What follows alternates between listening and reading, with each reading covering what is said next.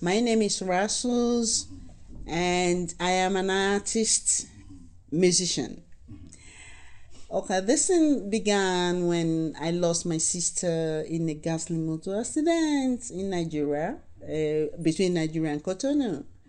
And what was wrong was that her fault must have been that she was waiting on a red light, on a traffic light, and a failed lorry with a failed brake killed my sister.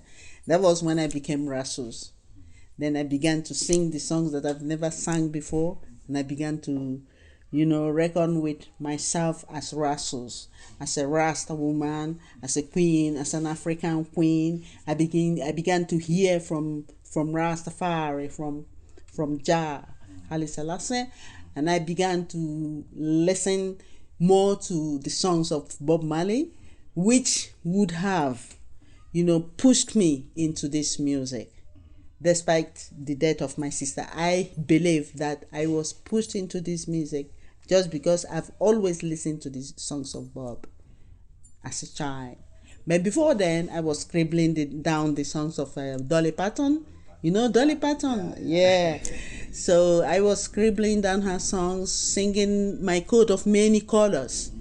And soon I met drummers who were drumming at the church, at the Cherubim and Seraphim church, and they began to drum more, and then they introduced me to reggae music, and they pointed out Bob Marley.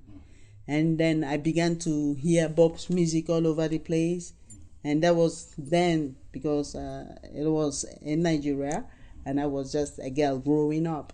It caught my interest. Then I began to want to make something like what Bob is doing. Like as I've told you, I began traveling as a girl aged 18 alone. That means that I've seen a lot in this world, and as a beautiful woman, I've seen quite some things. During this time, I met a lot of musicians. Some of them were, well, I told you, in Mali, and they were helping me trying to bring out some of the songs they had me singing, because I did not know what was going on, that I was becoming a musician. Actually, I thought that it was something wrong, something wrong with my psyche. But they told me, they said, you are an artist. So then I began to reckon with it.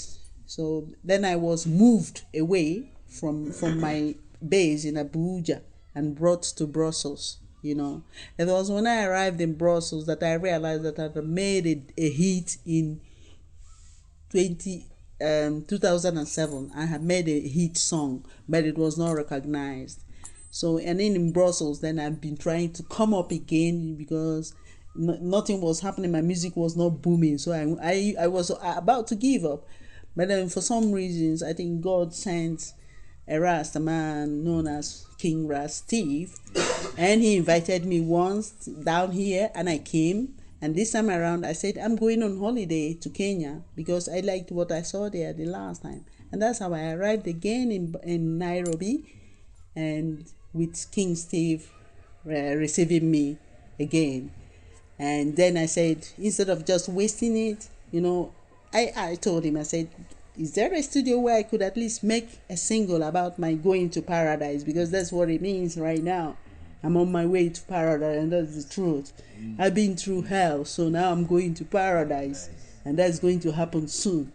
So Ras said I should write down the songs. I wrote out the songs, and we've been practicing it on the guitar, and then we brought it here yesterday, and then we said, okay, we can record it. So that what I want to achieve with that song is a single that we have to be listening to all over the world, that we become an international dance music for everyone, like those songs of Bob. Yeah. And I want it to be recognized by the children of Bob Marley, like Damian and Ziggy and Julian. I met Julian Marley live. Yeah, in one of our reggae outings.